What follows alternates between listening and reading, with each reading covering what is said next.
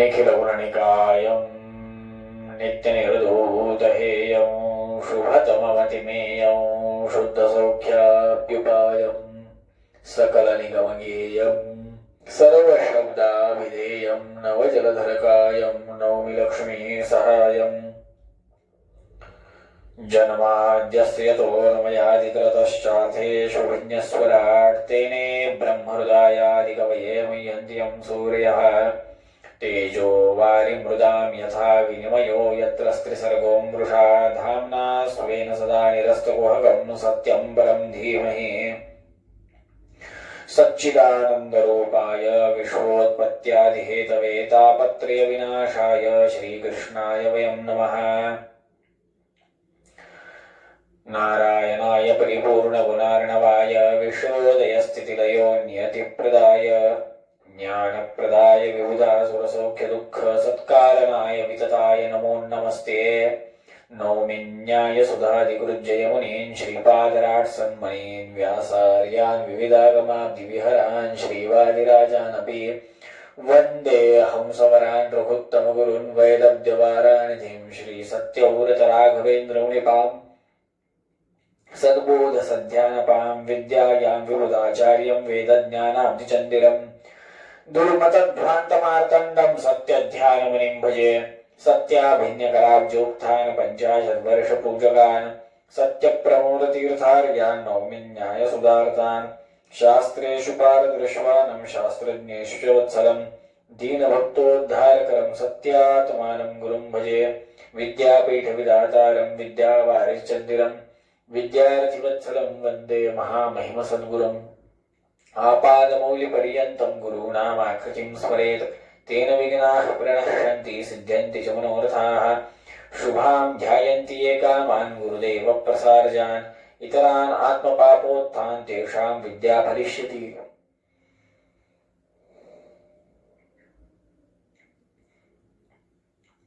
श्री गुरुभ्यो नमः। हरि ओम।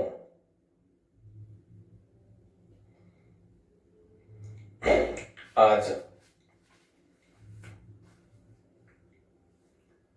आषाढ शुद्ध दशमी चातुर्मास्य प्रारंभ।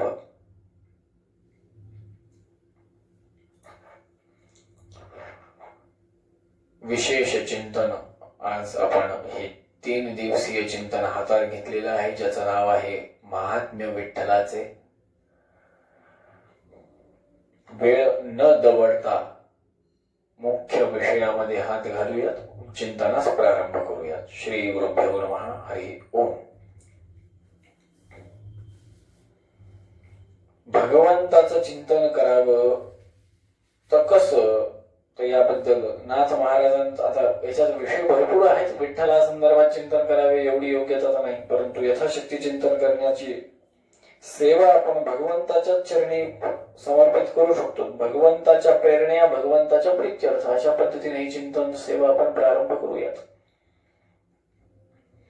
परब्रह्ममूर्ती विठ्ठल विटेवर चंद्रभागे तीरी उभा असे, असं एकनाथ महाराजांनी त्यांच्या अभंगामध्ये म्हटलेलं आहे। परब्रह्ममूर्ती विठ्ठल विटेवर चंद्रभागे तीरी उभा असे। आता विठ्ठल म्हणजे काय? आपण सगळेजण वारीला जातात किंवा घरामध्येच आपण पुंडलिक वरदे हर विठ्ठल अशी आपण घोषणा करतो। तर हे विठ्ठल म्हणजे काय? विठ्ठल, खूप जण म्हणतात की विठ्ठल हा शब्द इट्टल, इटेवर, विटेवर उभा असलेला तो इट्टल, इट्टल, इट्टल, इट्टल, विठ्ठल, विठ्ठल, विठ्ठल, विठ्ठल, त्या इट्टलाचा अपभ्रंश विठ्ठल असा झाला असं देखील अनेक जण म्हणतात। किंवा कन्नड शब्द आहे इट, त्याच्यातून तो अपभ्रंश होऊन विठ्ठल झाला असं देखील अनेक जण म्हणतात। परंतु विठ्ठल हा शब्द मूळ आहे स्कंद पुराणामध्ये, पांडुरंग महात्म्यामध्ये याचं वर्णन येतं। पांडुरंग सहस्त्रनामावली, जसं विष्णू सहस्त्रनामावली आहे तसं त्यामध्ये स्कंद पुराणात पांडुरंग विठ्ठल सहस्त्रनामावली आढळते।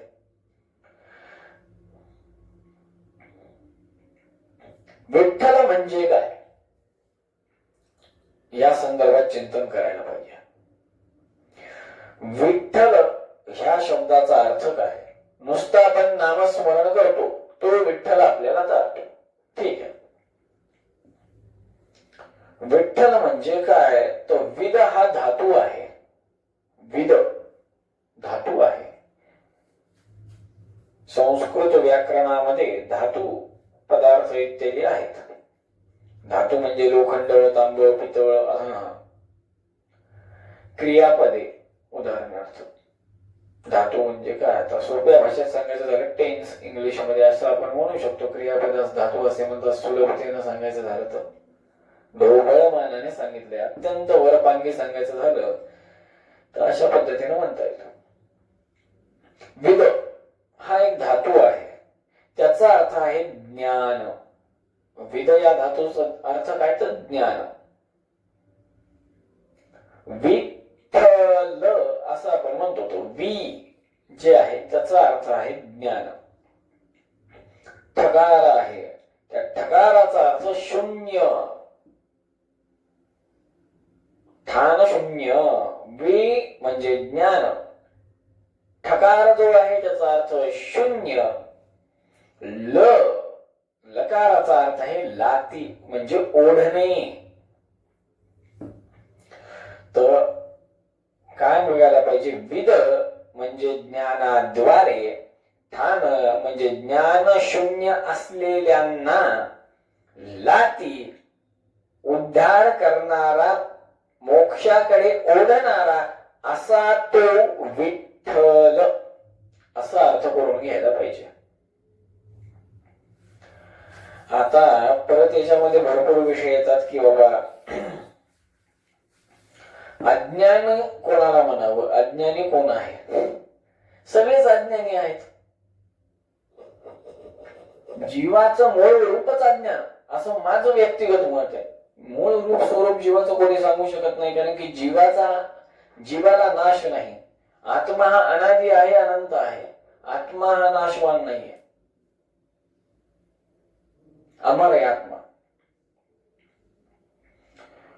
भगवंताचं ज्ञान नसणे, स्वतःच ज्ञान नसणे, मी कोण आहे हेच माहित नसणे, हेच अज्ञान आहे ना.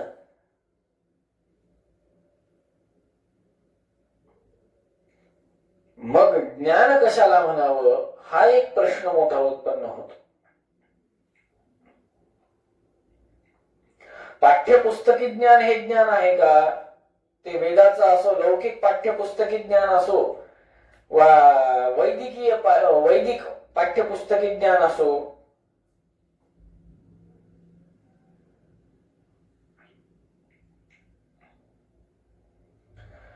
मग ते ज्ञान जे आहे ते ज्ञान कशाला प्राप्त होतं तो पुढचा भाग. पण ज्ञान कुठलं पाहिजे? तर भगवंताचा साक्षात्कार हे ज्ञान आहे. भगवंताचे साक्षात्कार होणे याला ज्ञान म्हणावं. मग भगवंताचे साक्षात्कार कशाने होणार? तर अपरोक्ष ज्ञानाने होणार. अपरोक्ष ज्ञान कशाने प्राप्त होणार? त्या अपरोक्ष ज्ञानाची योग्यता कधी प्राप्त होणार?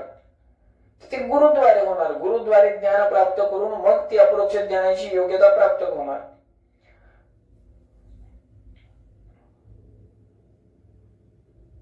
मग जे ज्ञान गुरूंनी प्रदान केलेलं आहे, गुरूंकडनं आपण जे ज्ञान अध्ययन केलेलं आहे, गुरूंनी जे आपल्याला शिकविलेलं आहे, त्या ज्ञानाच्या प्रभावावर, त्या ज्ञानाच्या जोरावर आपल्याला भगवंत हा सर्वोत्तम आहे, सर्वव्याप्त आहे इत्यादी पद्धतीने जर का आपण अध्ययन केलं, चिंतन केलं, मनन केलं, तरच आपल्याला भगवंताच अपरोक्ष ज्ञान प्राप्त होऊ शकतं आणि नंतर मग भगवंताचा साक्षात्कार आधी. जीवाचं स्वरूप हे अज्ञानी आहे, त्यामुळे आपण भगवंत कसा आहे हे जाणून घेण्यासाठी गुरुमंत्र करतो. गुरुमंत्र केल्यानंतर आपण गुरूंकडे जाऊन अध्ययन इत्यादी करतो. तेव्हा गुरु सांगतात काय की भगवंत कसा आहे, काय आहे, या संदर्भात वेदांतादी तत्वज्ञान अध्ययन करतात लोक. ओम गुरुषु स्थित्वा तद्वारा ज्ञानोपदेष्टे नमः ओम असं म्हणतात. एक सूत्र आहे व्यासगद्यातलं की बाबा गुरूंच्या हृदयस्तराहून परमात्मा उपदेश देतो. गुरूंच्या हृदयस्तराहून परमात्मा उपदेश देतो. गुरुर ब्रह्मा गुरुर विष्णू गुरुर देवो महेश्वरः. गुरूंच्या हृदयस्तराहून तो परब्रह्म परमात्मा विष्णू, तो परब्रह्म परमात्मा नारायण, ब्रह्मदेव, महेश्वर इत्यादी जे काही आहे देवता, त्या देवता व स्वतः नारायण, स्वतः श्रीमन हरिनारायण, सर्वोत्तम असलेला परमात्मा भगवंत श्री हरिनारायण तो अनुग्रह करतो हृदयस्तराहून. कोणाच्या? तर गुरूंच्या. ते ज्ञान आपल्या झोळीत पदरात पाडून घेऊन आपण ते ज्ञान आपण झोळीमध्ये घेतल्यावर, पदरात घेतल्यावर, आशीर्वाद स्वरूपात ते ज्ञान अर्जित केल्यावर, गुरूंची कृपा दृष्टी परिपूर्ण झाल्यावर त्या ज्ञानाने तपश्चर्या, तपलं पाहिजे जीवन, कष्टप्रद. थोडं घर्षण झाल्याशिवाय चंदनाचं, सहानेवर घर्षण झाल्याशिवाय चंदन येत नाही. सहानेलाही कष्ट आहेत आणि चंदनालाही कष्ट आहेत, चंदनाच्या खोडाला. ज्ञान प्राप्ती झाल्यानंतर नुसतं पाठ्यपुस्तकी ज्ञान असून कामाचं नाही. भगवंत सर्वोत्तम आहे ती अनुभूती व्हायला पाहिजे, किंवा ती भावना मनामध्ये, भक्ती एकाग्र चित्त निष्ठेनं ती भावना मनामध्ये ठासून बसली पाहिजे हृदयावर. काय आहे ती भावना? की बाबा बघा, आपण हे कसा विषय आहे म्हणजे भगवंत सर्वोत्तम आहे, सर्व गुणांनी परिपूर्ण आहे, सर्व व्यापक आहे व तोच परमात्मा हृदयस्थ राहून सर्व कर्म करता, सर्व कर्म कारयित्रा ही भावना पाहिजे. तोच हृदयस्थ राहून सर्व कर्म करून घेतो, तोच बाहेर देखील राहून सर्व कर्म घडून आणतो. स्वतः कर्म करतो व स्वतः कर्म करूनही घेतो, ही भावना मनामध्ये पाहिजे. भगवंत बघा, आपण घरामध्ये राहतो, घर आतून सिलिंग हे ते खूप छान पाहिजे बघा. एसी पाहिजे, सिलिंग पाहिजे, सिलिंग नंतर टाइल्स इत्यादी एकदम चकाचक पॉश पाहिजे, इटालियन मार्बल पाहिजे. आतमधून एकदम 7 स्टार, 5 स्टार पण नाही, 7 स्टार घर बांधलंय, मस्त बांधलंय घर. आणि बाहेरून भिंतीला तडे गेलेत, क्रॅक गेलेत, कुठं पाणी लिकेज व्हायला बाहेरून, कुठलची भिंत वाकलेली आहे कंपाऊंड वॉलची इथलची. चालतं का? नाही. घर जेवढं आतून राहण्यासाठी योग्य आहे तेवढंच बाहेरून देखील योग्यता परिपूर्ण घर पाहिजे, तेव्हा आपण राहू शकतो. अगदी तसंच भगवंत आणि भगवंताचं ज्ञान हे आपल्याला कसं पाहिजे म्हणजे भगवंताचं ज्ञान बिंबरूपी परमात्म्याचं ज्ञान पाहिजे. त्या बिंबरूपी परमात्म्याचं ज्ञान जोपर्यंत होत नाही तोपर्यंत काही मोक्ष नाही. ध्रुव बाळांना ज्ञान काही एका दिवसात झालं असं नाहीये.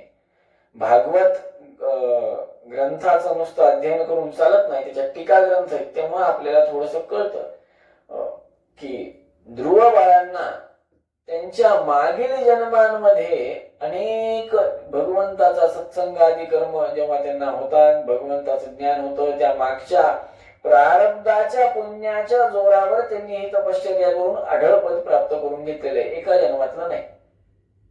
ही कथा येते अनेक टीका ग्रंथांमध्ये या संदर्भात भवतु.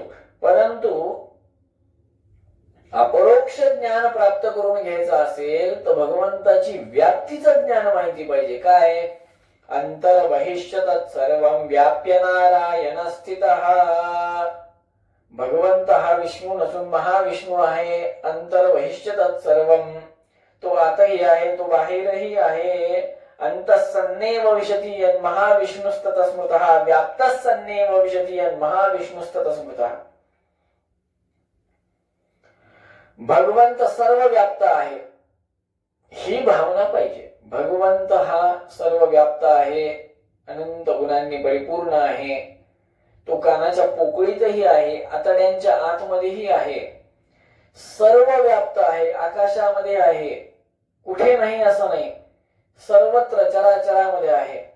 सत्यम विधातुम निजभृत्य भाषितम व्याप्तिंच भूतेष्वखिलेषु चात्मनः अदृश्यतामद्भुत रूपमुद्वहम स्तंभे सभायाम न मृगम न मानुषम. नरसिंह भगवंताची स्तुती करताना भागवतामध्ये सांगतात, सत्यम विधातुम निजभृत्य भाषितम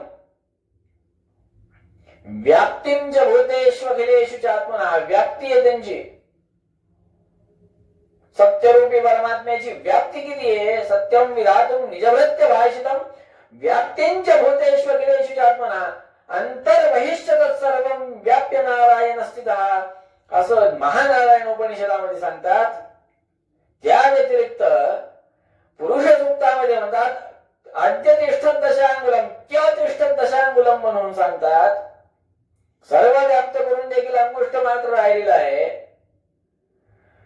प्रचंड प्रमाणामध्ये भगवंताची स्तुती करताना वेद कमी पडतात. त्यामुळे रामदास स्वामी महाराज त्यांच्या स्तुतीमध्ये म्हणतात, भगवतीची स्तुती करताना नारायणी अंतर्गत नारायणाची स्तुती करताना म्हणतात, चारी श्रमले परंतु न बोलवे काही, साही विवाद पडता पडलो प्रवाही, ते तू भक्ता लागे ते तू दासा लागे, पाऊस लवलाई. जय देवी जय महिषासुरमर्दिनी, सुरवरी ईश्वरवर्धे तारक संजीवनी. त्या सर्व मंगल मांगल्ये शिवे सर्वार्थ साधिके शरण्ये त्र्यंबके देवी नारायणी नमोस्तुते. त्या नारायणीची उपासना करताना हे सांगतात स्तुती. त्या रुक्मिणीची उपासना, त्या रुक्मिणी अंतर्गत नारायणाची उपासना करताना ही स्तुती गातात. भगवंताची स्तुती करण्यासाठी चारही वेद कमी पडलेले आहेत, 6 शास्त्र कमी पडलेले आहेत.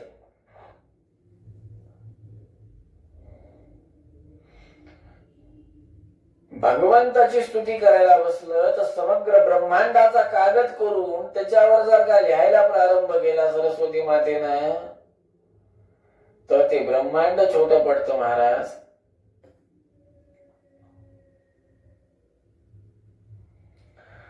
कशी बुद्धिमत्ता पाहिजे, कशी विचारसरणी पाहिजे की बाबा भगवंत हा माझ्या हृदयस्थ राहून सर्व कर्म करून घेत आहे.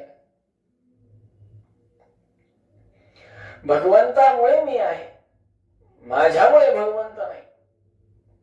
मी आज काहीतरी चांगलं केलं, मी नाही केलं, माझ्याकडनं करून घेतलं भगवंताने, ही भावना पाहिजे.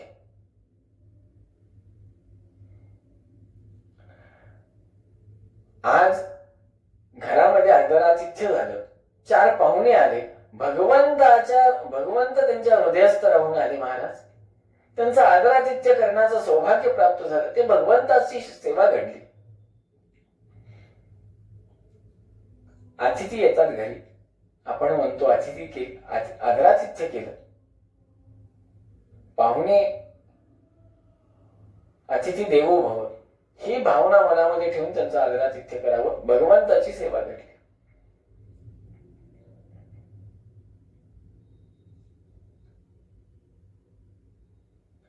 एखादा ब्राह्मण आला वैदिक, महापुण्य प्राप्त होईल अशी त्या ब्राह्मणाची सेवा करावी. त्या ब्राह्मणाचं पाद्य अर्घ्य आचमन करावं, नमस्कार करावा, यथाशक्ती संभावनादी दक्षिणा देऊन यथाशक्ती भोजन घालून त्यांना निरोप द्यावा. ही पद्धत आहे. पण हे सगळं करताना हे सगळं का सांगतोय की आपण कुठलीही सेवा करा, सकाळी उठल्यावर अगदी आज अंथरुणात उठून बसलोय अंथरुणात, भगवंता आपल्या कृपेनं आजचा दिवस बघत आहे, अनुग्रह करावा म्हणून भगवंताचं स्मरण, कुलदेवतेचं स्मरण करून त्या अंथरुणातून बाहेर पडावं. अंथरुणातून बाहेर पडल्यावर देवाकडे बघून देवाला साष्टांग दंडवत प्रणिपात करावा. गुरूंचा फोटो असेल, गुरूंना साष्टांग दंडवत प्रणिपात करावा. गुरूंना साष्टांग दंडवत प्रणिपात झाल्यानंतर आई वडिलांना नमस्कार करावा. आई वडिलांना नमस्कार केल्यानंतर दंत धावनादी शौचादी सगळे कर्म करून देवाची पूजा इत्यादी करून भगवंता आपल्या परम कृपेनं आपल्या चरणांना स्पर्श करण्याचं सौभाग्य मला प्राप्त झालं, ही भावना मनामध्ये ठेवून भगवंताच्या विग्रहांना, भगवंताच्या प्रतिमांना, भगवंताच्या फोटोला, भगवंताच्या ग्रंथांना स्पर्श करावा. अनंत अनंत जन्माची पुण्याई माझ्या पाठीशी आहे, ही भावना ठेवून त्या ग्रंथांना स्पर्श करावा. अनंत अनंत जन्माची पुण्याई माझ्या पाठीशी आहे हे समजून ही भावना मनामध्ये ठेवून आपण त्या विग्रहांना स्पर्श करावा. अनंत अनंत जन्माची पुण्याई पाठीशी आहे असं चिंतन करून त्या भगवंताची सेवा करावी. स्मरणम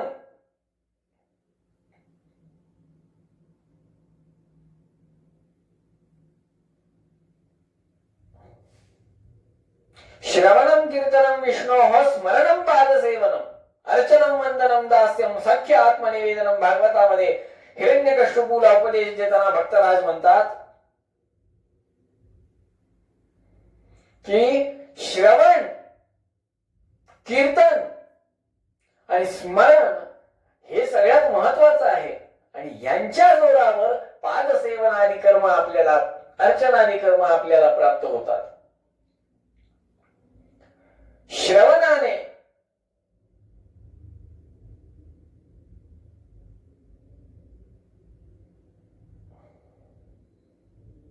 श्रवणादि विनानैव क्षणं तिष्ठेत अपि क्वचित् अद्य शक्त्यादि निद्रादौ पुनरेव समाचरेत.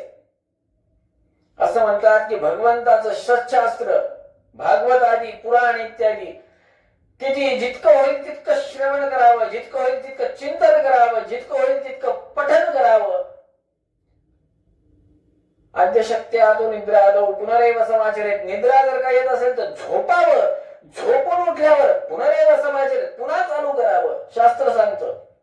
पण त्याच्यातून विरक्त होऊ नये, त्याच्यातून दूर जाऊ नये. भगवंताचं चिंतन, मनन, निरिध्यासन सतत व्हायला पाहिजे. सतत सतत सतत पुनरेव समाचरेत.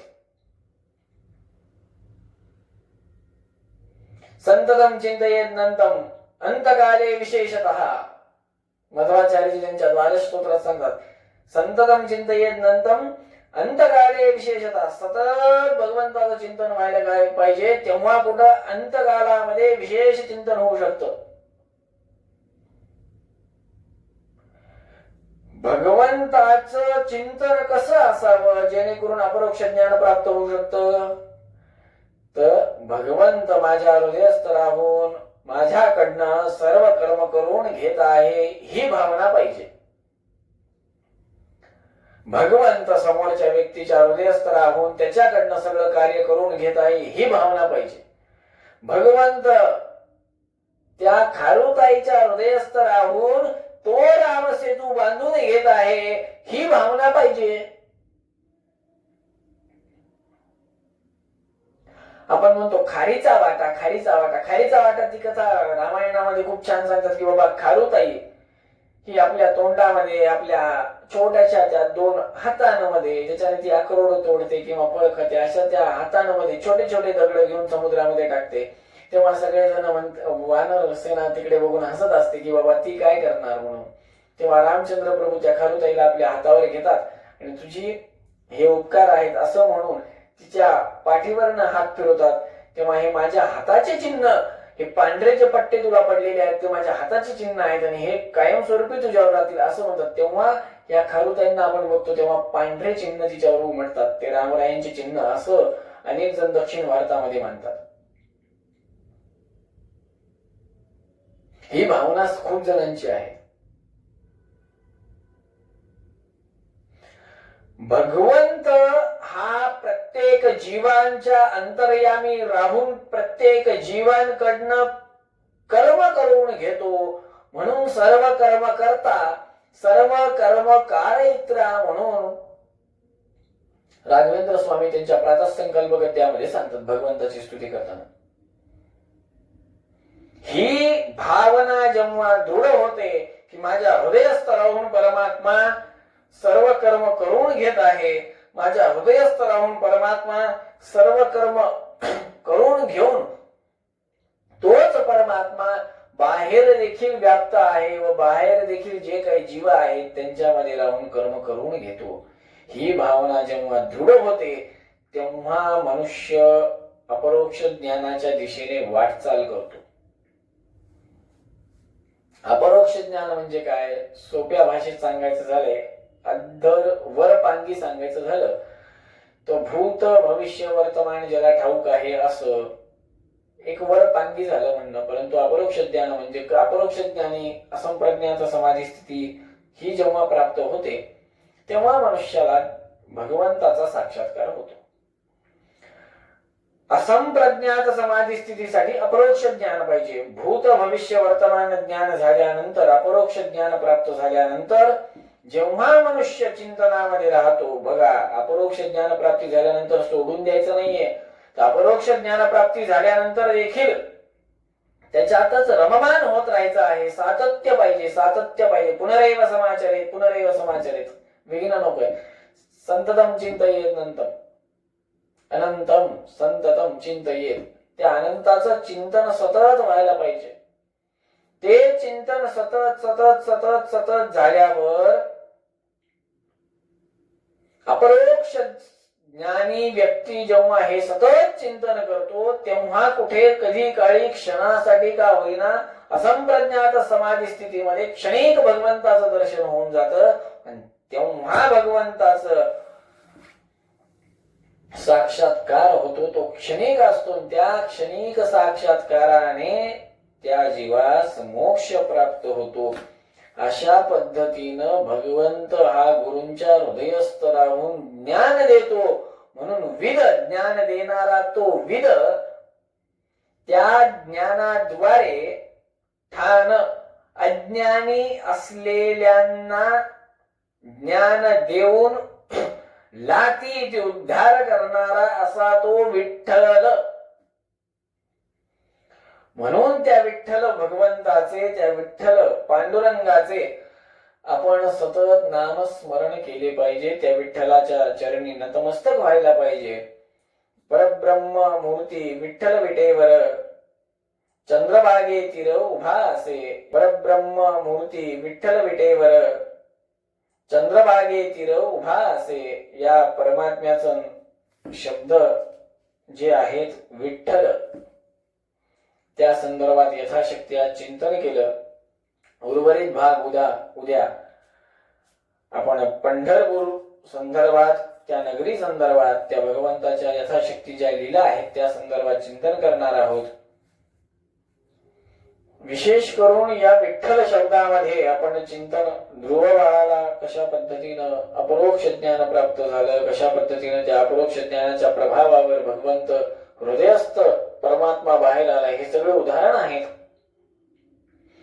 की ध्रुवबाळ जे आहे ते ध्रुवबाळ हे हृदयस्थ परमात्म्याचं, बिंबरूपी परमात्म्याचं ध्यान करत होते.